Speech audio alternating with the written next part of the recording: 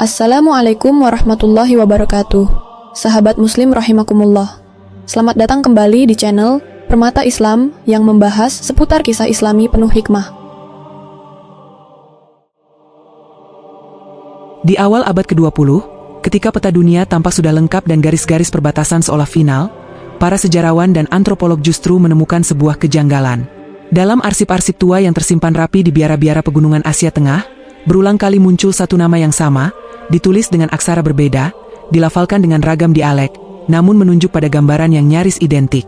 Sebuah kota yang tidak tercantum di peta manapun, tersembunyi di balik lipatan pegunungan dan kabut legenda, namun disebut dengan ketelitian yang aneh, Shambhala. Bagi sebagian kalangan, nama itu sekadar mitos spiritual. Namun bagi peneliti yang terbiasa membaca pola sejarah, konsistensi penyebutan Shambhala menimbulkan pertanyaan yang jauh lebih serius. Mengapa begitu banyak teks kuno, dari wilayah dan zaman berbeda, berbicara tentang tempat yang sama dengan struktur narasi yang saling menguatkan? Dalam tradisi Buddhisme Tibet, Shambhala digambarkan bukan sebagai kota biasa, melainkan sebuah kerajaan tersembunyi yang berada di balik dunia yang terlihat. Teks-teks Kalacakra Tantra, yang disusun dengan disiplin kosmologi dan etika yang ketat, menyebut Shambhala sebagai pusat kebijaksanaan murni, tempat para raja dan cendekiawan menjaga ajaran suci hingga tiba masa yang telah ditentukan. Yang menarik, deskripsi tentang Shambhala tidak kabur sebagaimana dongeng rakyat. Ia memiliki struktur pemerintahan, silsilah pemimpin, bahkan kronologi sejarah yang tersusun rapi. Dalam naskah-naskah tersebut, Shambhala bukan sekadar tempat bersembunyi para pertapa, melainkan sebuah peradaban utuh yang sengaja ditarik dari jangkauan dunia luar. Tradisi Timur kuno di luar Tibet pun menyimpan gema yang serupa. Dalam teks-teks Sanskerta tertentu, Shambhala disebut sebagai pusat dharma terakhir, tempat di mana nilai-nilai kebenaran dijaga ketika dunia luar mulai tenggelam dalam kekacauan moral. Di wilayah Asia Tengah, legenda rakyat menceritakan tentang sebuah lembah bercahaya yang hanya dapat dilihat oleh mereka yang siap, bukan oleh mereka yang sekadar mencari. Bahkan dalam kisah-kisah lisan Mongolia dan Asia Selatan, muncul narasi tentang sebuah kota yang tidak pernah ditaklukkan karena ia tidak berdiri di atas tanah kekuasaan biasa, melainkan di atas fondasi pengetahuan dan kesucian. Perbedaan istilah tidak menghapus kesamaan inti. Shambhala selalu digambarkan sebagai kota tersembunyi, bukan karena ia tidak ada, tetapi karena ia tidak tunduk pada hukum pencarian duniawi. Gambaran tentang Shambhala sebagai pusat kebijaksanaan menjadi benang merah yang sulit diabaikan. Kota ini disebut sebagai tempat berkumpulnya para penjaga ilmu, bukan ilmu teknis semata, melainkan pengetahuan tentang hakikat manusia, siklus zaman, dan arah sejarah.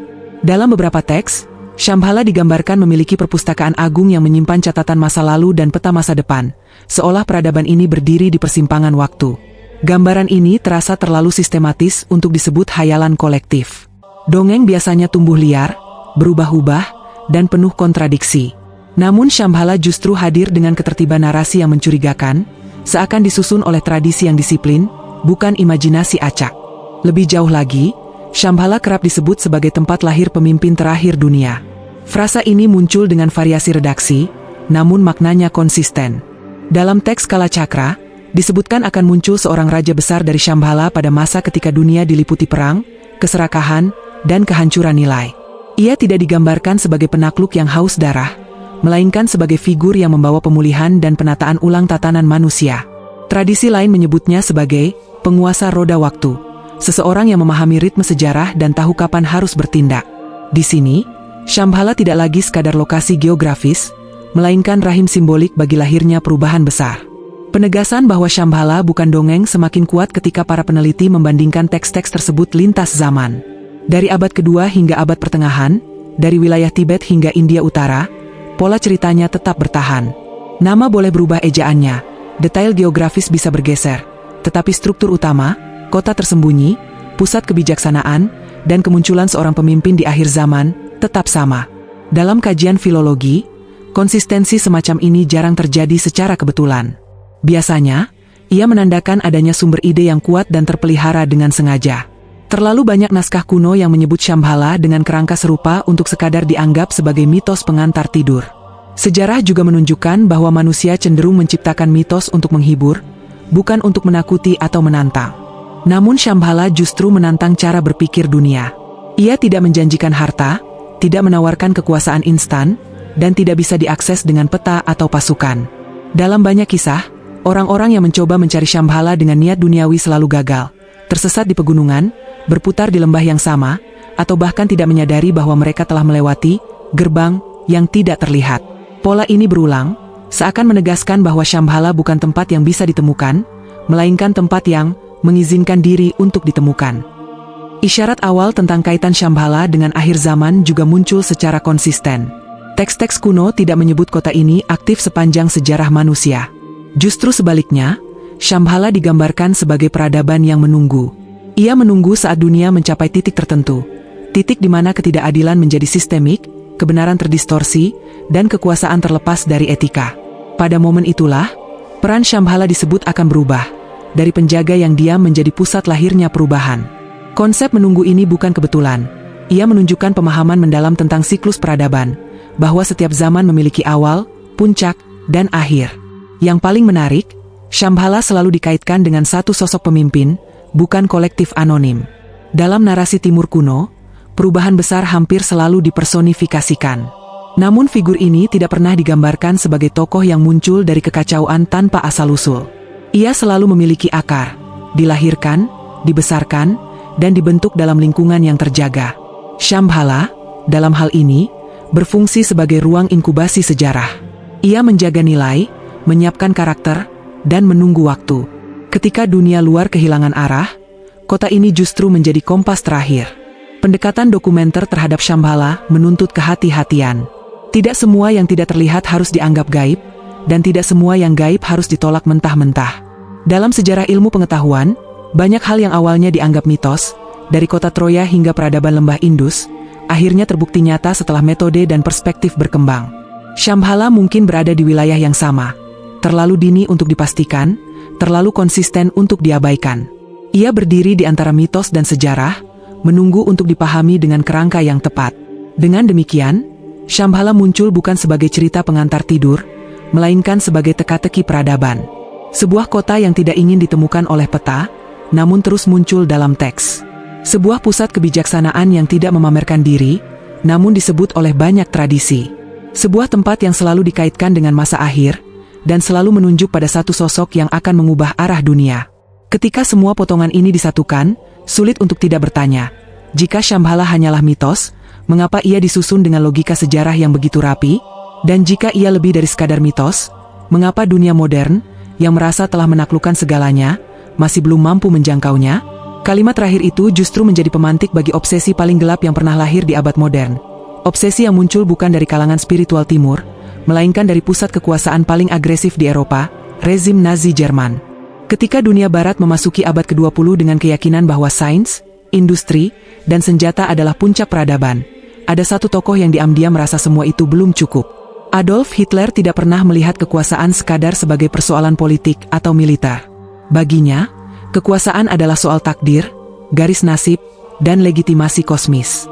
Inilah sisi Hitler yang jarang dibahas secara terbuka, ketertarikannya yang mendalam pada okultisme, mitologi kuno, dan nubuat akhir zaman. Ia bukan hanya pembaca sejarah, tetapi pemburu makna tersembunyi di balik sejarah. Di balik pidato-pidato berapi-api dan barisan tentara berseragam rapi, Hitler dan lingkaran elitnya meyakini bahwa dunia digerakkan oleh pusat-pusat kekuatan tak terlihat.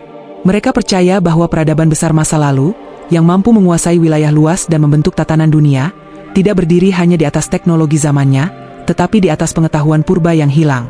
Pengetahuan ini, menurut keyakinan mereka, disembunyikan di suatu tempat, dijaga oleh tradisi kuno, dan hanya bisa diakses oleh mereka yang layak memegang kekuasaan global. Disinilah nama Shambhala mulai muncul dalam catatan intelijen spiritual Nazi. Bagi mereka, Shambhala bukan lagi kota kebijaksanaan seperti dalam teks Timur, melainkan dipersepsikan sebagai pusat energi dunia, sebuah sumber kekuatan metafisik yang mampu mengangkat satu bangsa di atas bangsa lain. Dalam dokumen-dokumen internal dan catatan kelompok okultis yang berafiliasi dengan SS, Shambhala digambarkan sebagai kunci untuk membangkitkan ras unggul, mengendalikan kesadaran massal, dan memastikan dominasi global yang tidak bisa ditandingi. Keyakinan ini mendorong sesuatu yang bagi dunia luar tampak irasional, ekspedisi Nazi ke wilayah yang nyaris mustahil dijangkau.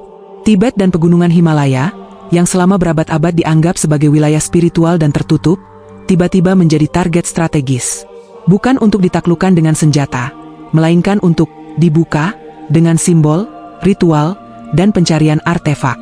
Beberapa ekspedisi resmi dikirim dengan dalih penelitian antropologi dan geografi, Namun di balik itu tersimpan misi yang jauh lebih ambisius, menemukan jejak kota tersembunyi yang diakini berada di luar jangkauan peradaban biasa. Para perwira SS yang terlibat dalam misi ini bukan orang sembarangan. Mereka adalah individu yang dilatih bukan hanya dalam militer, tetapi juga dalam studi simbolisme kuno, bahasa-bahasa timur, dan tafsir mitologi. Mereka membaca teks-teks Buddhisme Tibet dengan lensa yang terdistorsi, memisahkan Shambhala dari makna spiritualnya, lalu mereduksinya menjadi objek kekuasaan. Bagi mereka, kota ini bukan tempat menunggu perubahan dunia, melainkan alat untuk memaksakan perubahan sesuai kehendak mereka sendiri. Namun ada satu pola aneh yang terus berulang dalam setiap ekspedisi. Semakin kuat niat untuk menaklukkan, semakin kabur jejak yang mereka ikuti. Peta-peta yang disusun dengan teliti selalu berakhir di jalan buntu. Informasi yang tampak meyakinkan berubah menjadi kontradiktif ketika didekati. Para penduduk lokal memberikan jawaban yang sama-sama serius namun tidak pernah konkret. Seolah berbicara tentang sesuatu yang nyata, tetapi tidak bisa ditunjukkan. Shambhala, dalam pengalaman Nazi, selalu terasa dekat namun tak pernah dapat disentuh. Kegagalan ini bukan hanya kegagalan geografis, melainkan kegagalan filosofis. Rezim Nazi mendekati Shambhala dengan kesombongan penakluk, keyakinan bahwa segala sesuatu di dunia bisa direbut, dikontrol, dan dimanfaatkan. Namun justru di titik itulah Shambhala menolak. Dalam tradisi timur, kota ini tidak merespons kekuatan, tidak membuka diri pada ambisi, dan tidak tunduk pada ancaman. Ia bukan benteng yang bisa ditembus, karena ia tidak berdiri di atas tanah yang sama dengan dunia penaklukan. Semakin ekspedisi itu gagal, semakin obsesif pula pencarian mereka. Hitler melihat kegagalan bukan sebagai tanda untuk berhenti, melainkan sebagai bukti bahwa kekuatan itu memang ada dan dijaga dengan ketat. Namun waktu tidak berpihak pada obsesi ini. Perang yang awalnya tampak akan dimenangkan Jerman mulai berbalik arah. Sumber daya terkuras, front pertempuran melebar, dan mimpi tentang dominasi global mulai runtuh. Shambhala tetap tersembunyi, sementara Berlin perlahan mendekati kehancurannya sendiri. Di titik ini, muncul isyarat penting yang sering terlewatkan. Shambhala tidak pernah merespons siapapun yang datang sebagai penakluk. Kota ini tidak hancur oleh bom, tidak direbut oleh pasukan, dan tidak bisa diakses oleh mereka yang menjadikan kekuasaan sebagai tujuan akhir. Bahkan rezim dengan mesin perang paling brutal di masanya pun gagal mendekatinya. Seolah ada hukum tak tertulis yang bekerja, bahwa pusat kebijaksanaan dunia tidak akan membuka diri kepada kesombongan, betapapun canggihnya teknologi yang dibawa. Kegagalan Nazi dalam menemukan Shambhala bukan sekadar catatan sejarah aneh, melainkan cermin bagi cara dunia modern memandang kekuatan. Ketika segala sesuatu diukur dengan dominasi, kota ini tetap berada di luar jangkauan. Ketika niatnya adalah menguasai, jalan menuju Shambhala justru menghilang. Dari sinilah makna spiritual mulai tampak perlahan, bukan sebagai khotbah, melainkan sebagai pola. Bahwa ada kekuatan yang tidak bisa direbut, hanya bisa diamanahkan.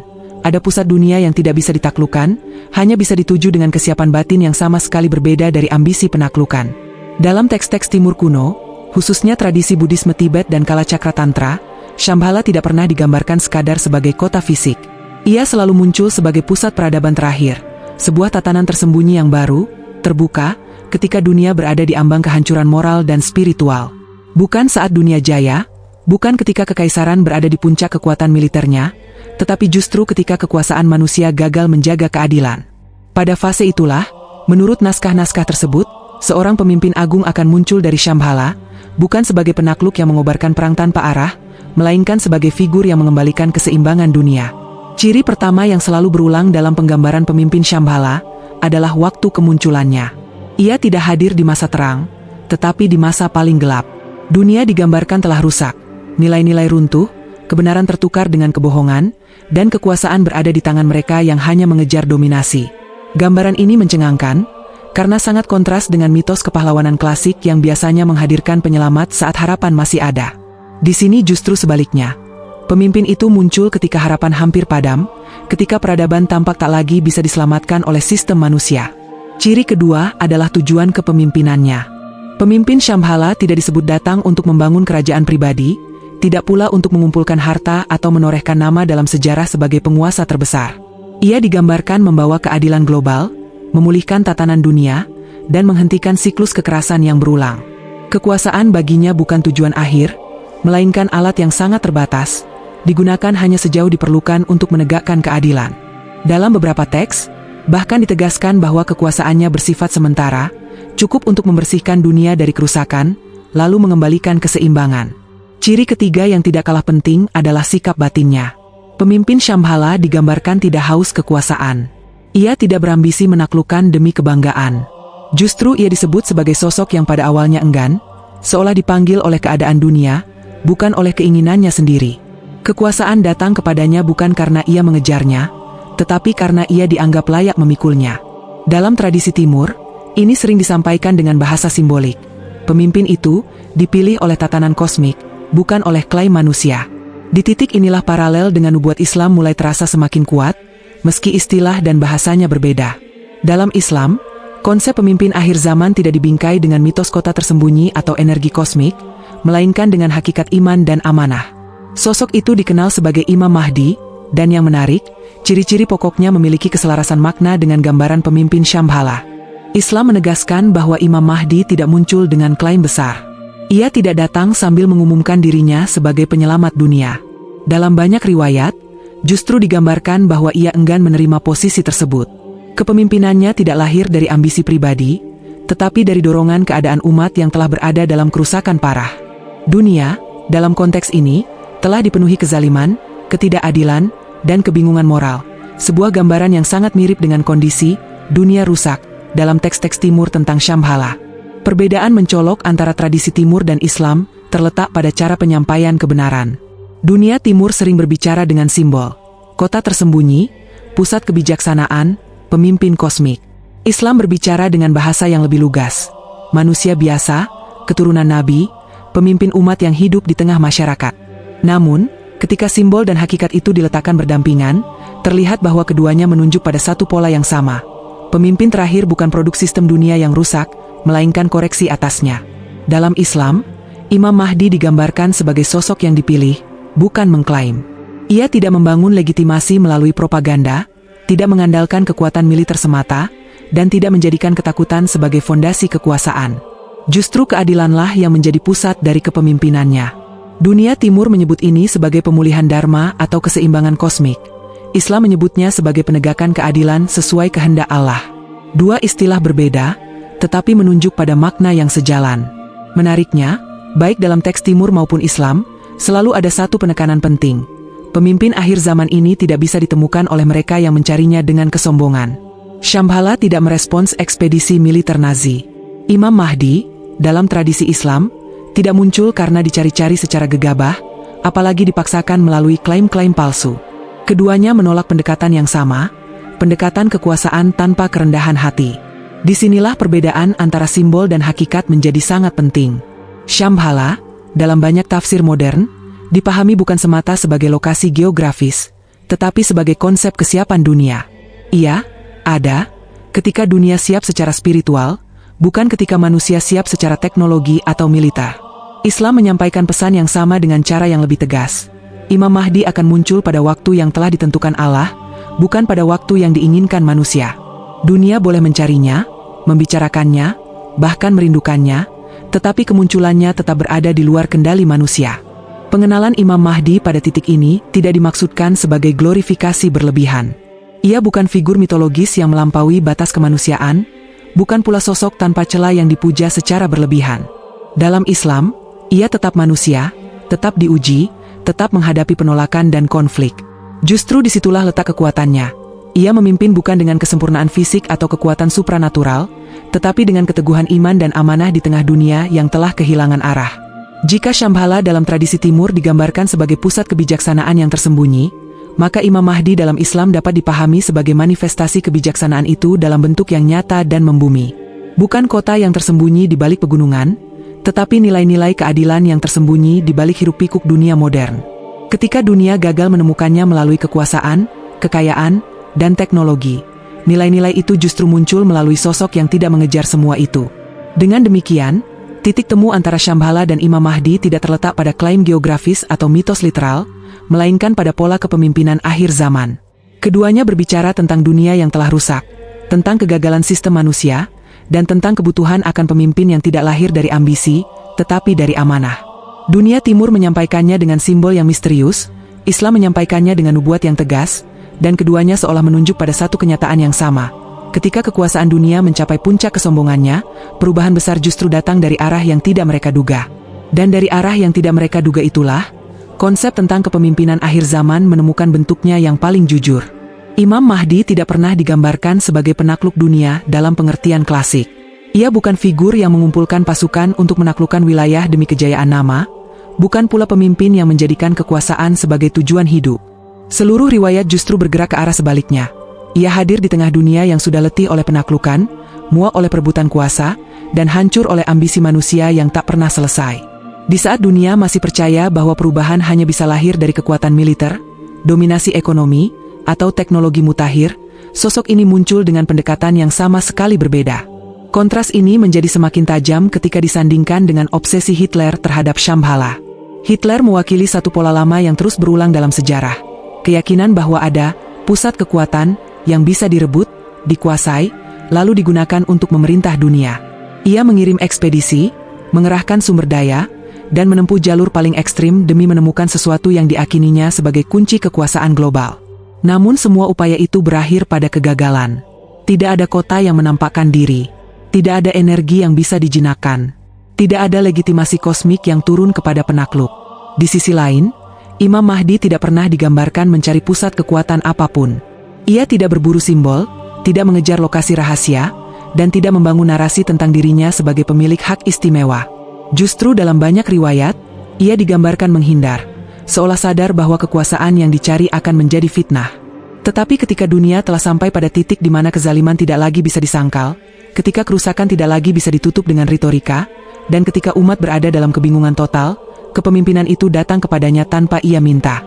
Disinilah Shambhala menemukan maknanya yang lebih dalam. Bukan sebagai kota fisik yang bisa ditaklukkan oleh ekspedisi militer, melainkan sebagai simbol kesiapan dunia. Shambhala tidak muncul karena dunia belum layak menerimanya. Ia menolak kesombongan, menolak ambisi, dan menolak kekuasaan yang lahir dari paksaan. Dalam kerangka ini, Imam Mahdi dapat dipahami sebagai manifestasi dari prinsip yang sama. Kepemimpinan akhir zaman tidak diberikan kepada mereka yang paling kuat, tetapi kepada mereka yang paling sanggup memikul amanah. Sejarah dunia menunjukkan satu kecenderungan yang konsisten. Setiap kali manusia mencari penyelamat melalui kekuasaan absolut, hasilnya adalah kehancuran. Raja-raja besar, imperium raksasa, dan ideologi global lahir dengan janji ketertiban, tetapi berakhir dengan penindasan. Dunia berulang kali tertipu oleh ilusi bahwa kekuatan yang lebih besar akan menyelesaikan masalah yang diciptakan oleh kekuatan sebelumnya. Siklus ini terus berputar, hingga pada satu titik, dunia kehabisan jawaban. Pada fase itulah, Imam Mahdi ditempatkan bukan sebagai raja dunia, melainkan sebagai pemulih dunia. Ia tidak datang membawa sistem baru yang sepenuhnya asing, tetapi menghidupkan kembali nilai yang telah lama mati, keadilan yang tidak bisa dibeli, kepemimpinan yang tidak bisa dimanipulasi, dan kekuasaan yang tidak berdiri di atas ketakutan. Ia tidak memerintah untuk memperluas wilayah, melainkan untuk mengembalikan keseimbangan. Tidak untuk memamerkan kekuatan, tetapi untuk mengakhiri kezaliman yang telah mengakar. Perbedaan paling mendasar antara pemimpin akhir zaman ini dan figur-figur penakluk sebelumnya terletak pada orientasi hatinya. Para penakluk selalu memulai dari dunia, lalu berharap langit mengikutinya. Imam Mahdi justru memulai dari langit, lalu dunia mengikutinya. Yang satu membangun legitimasi melalui ketakutan dan propaganda, yang lain diteguhkan melalui kepercayaan dan keadilan. Yang satu ingin dikenang sebagai penguasa, yang lain bahkan tidak mencari untuk dikenal. Dari sini menjadi jelas mengapa segala upaya manusia untuk menemukan penyelamat akhir zaman selalu gagal. Dunia terus mencari figur kuat, karismatik, visioner, dan dominan. Padahal yang akan datang justru sosok yang sederhana dalam penampilan, berat dalam amanah, dan bersih dari ambisi pribadi. Dunia ingin penyelamat yang sesuai dengan logika kekuasaan lama, sementara perubahan sejati menuntut logika yang sama sekali baru, atau lebih tepatnya, logika lama yang telah dilupakan. Kesadaran ini membawa pada satu refleksi yang tak terelakkan. Jika dunia terus sibuk mengejar sensasi, menebak-nebak tanda, dan memburu figur-figur yang mengklaim diri sebagai penyelamat, maka dunia sedang mengulang kesalahan yang sama seperti para penakluk sebelum kehancuran mereka. Tetapi jika manusia mulai memahami bahwa inti dari akhir zaman bukanlah siapa yang paling kuat, melainkan siapa yang paling lurus, maka perhatian akan bergeser dari pencarian figur ke pembenahan iman. Pada titik inilah ajakan paling penting muncul, bukan sebagai slogan, tetapi sebagai keharusan batin. Bukan untuk menunggu dengan pasif, apalagi terjebak dalam sensasi dan klaim-klaim palsu, melainkan untuk menjaga iman di tengah dunia yang semakin bising. Karena ketika kepemimpinan yang dijanjikan itu datang, ia tidak akan menguji seberapa banyak informasi yang dikumpulkan, tetapi seberapa siap hati menerima kebenaran tanpa syarat. Doa pun mengalir bukan sebagai penutup formal, melainkan sebagai kesadaran terdalam, agar hati tidak terpaut pada kekuasaan dunia, agar mata tidak silau oleh klaim-klaim palsu, dan agar iman tetap tegak ketika dunia memasuki fase paling membingungkan dalam sejarahnya. Sebab akhir zaman bukan hanya tentang siapa yang akan memimpin dunia, tetapi tentang siapa yang mampu bertahan dalam kebenaran ketika dunia kehilangan arah.